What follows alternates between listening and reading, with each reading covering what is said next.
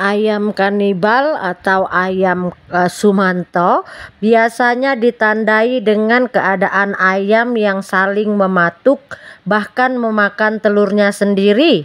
Kanibalisme biasanya ditandai dengan adanya luka-luka pada bagian tubuh ayam dan seringkali ditemukan ada ayam yang lumpuh. Tentu ini harus kita hindari, dan bagaimana cara mengatasinya?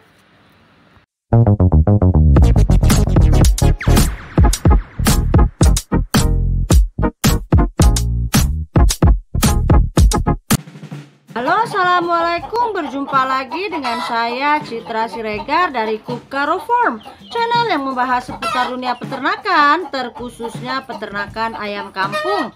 Apa kabar para peternak Indonesia? Saya doakan kita semua dalam keadaan sehat, tidak kekurangan sesuatu apapun, dilancarkan rezekinya, amin ya robbal alamin. Pada kesempatan kita kali ini, kita itu mau membahas tentang kanibalisme pada ayam ataupun pada unggas ya. Ini seringkali terjadi pada saat fase-fase pertama kali kita memelihara ayam.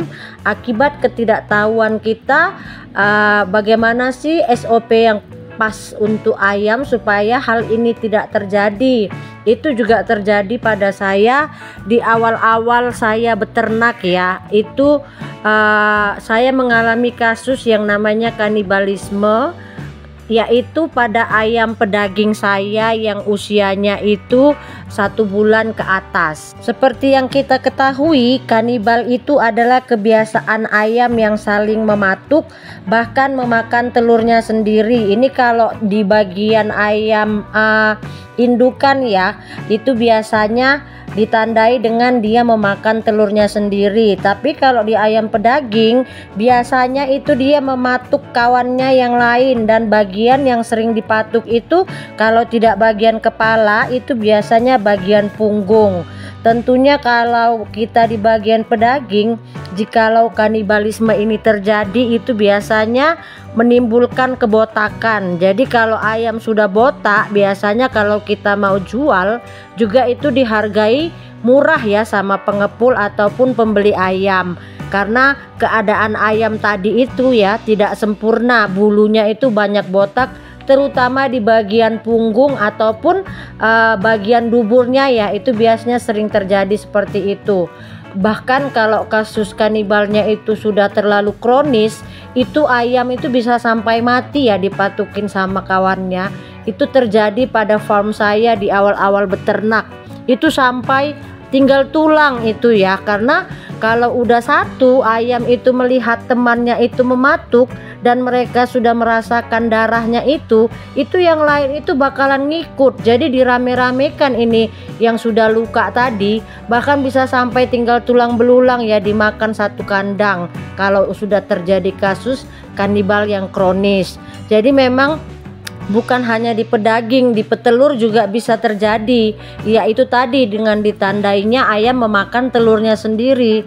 Jadi kita selaku peternak itu memang harus tahu faktor-faktor apa saja yang bisa menyebabkan kanibalisme dan bagaimana cara penanganannya supaya kita itu tidak mengalami kerugian. Tentunya kalau sudah kanibal itu pasti berefek pada kerugian. Saya jelaskan tadi di atas, kalau pedaging dia jadinya botak ya, jadi harga jualnya juga relatif lebih murah dibandingkan ayam yang bulunya lengkap. Dan kalau kita di bagian produksi telur, tentu telur itu akan berkurang ya volumenya karena kebanyakan dimakan oleh ayam.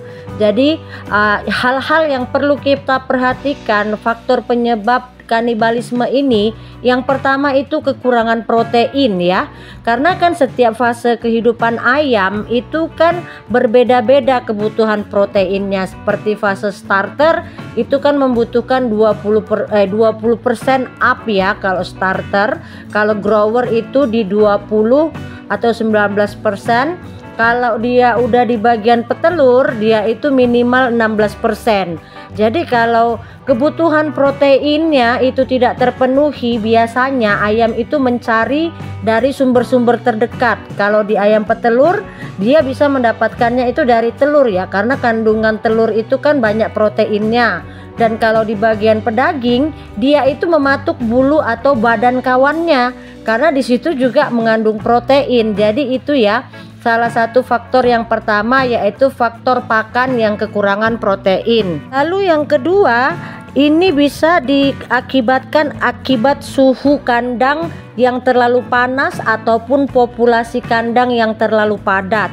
Jadi sirkulasi udara yang tidak bagus itu juga bisa menyebabkan kanibalisme, karena ayam itu agresif, tidak nyaman dia di kandang dengan suhunya yang panas, apalagi populasi yang berlebihan, tentu akan menyebabkan ayam agresif dan setelah itu akan timbul kanibalisme. Jadi memang ukuran kandang itu dan ventilasi kandang itu harus diperhatikan supaya ayam itu tidak menjadi hiperaktif ya, karena amoniak tinggi, sirkulasi udara tidak bagus, padatnya kandang.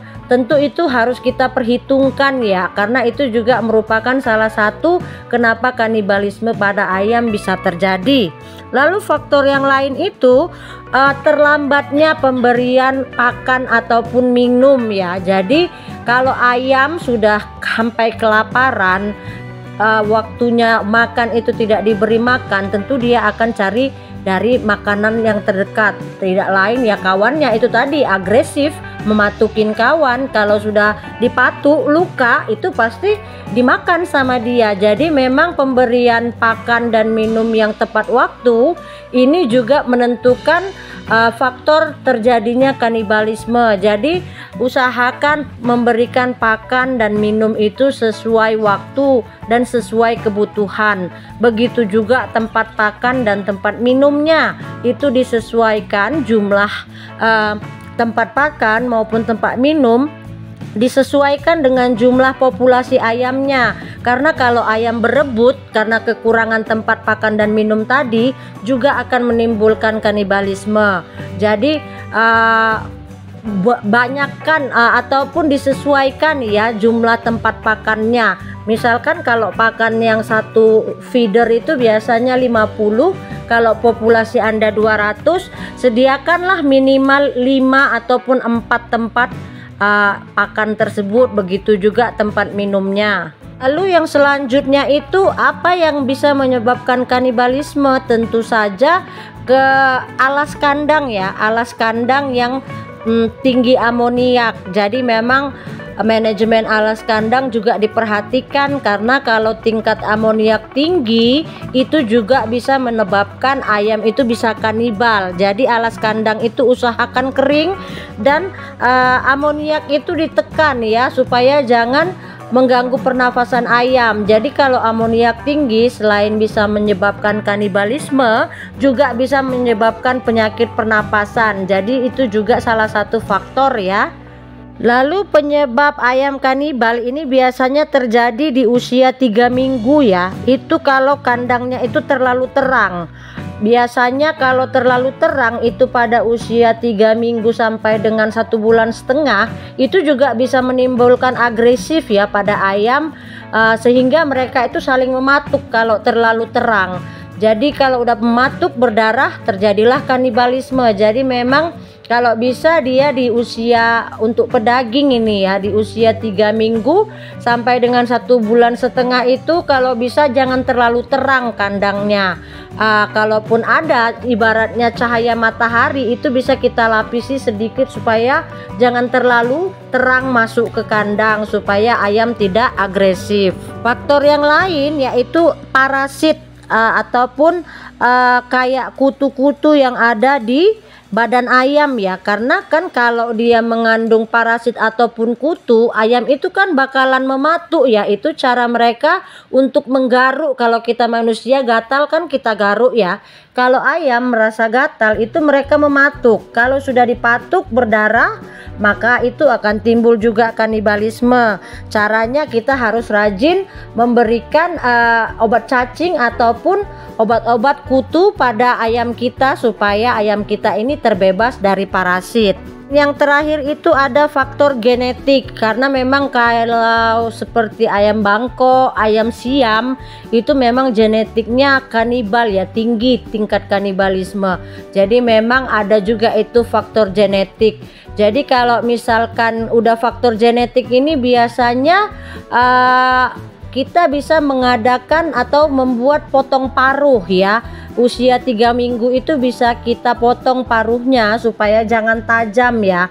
Itu juga kalau Anda bisa. Biasanya kalau di PT-PT itu ada alatnya ya, tapi kalau saya itu dulunya itu saya pakai jepitan kuku, ujungnya itu supaya jangan runcing. Jadi kalaupun dia matu itu enggak sampai berdarah. Itu juga bisa merupakan juga antisipasi kita supaya walaupun punya genetik kanibal, paling tidak paruhnya itu sudah tidak tajam. Jadi kita agak potong ya waktu usia 3 minggu itu tadi. Jadi itu ya faktor-faktor dan faktor-faktor bagaimana ayam itu menjadi kanibal dan bagaimana cara kita mengatasinya. Jadi semuanya itu memang perlu diperhatikan. Biasanya kalau kita di awal-awal kita beternak itu karena kita belum tahu ya. Jadi memang sering terjadi. Jadi mudah-mudahan apa yang saya bagikan ataupun saya sharing bisa menjadi bahan referensi ataupun masukan buat para peternak, terkhususnya peternak ayam kampung. Jikalau Anda ingin dibuatkan konten, bisa saja tinggalkan di kolom komentar ya. Nanti bisa saya coba bikinkan kontennya. Begitu juga kalau ada pertanyaan bisa cantumkan di kolom komentar. Salam dari saya peternak anti ribet, Citra Siregar. Assalamualaikum.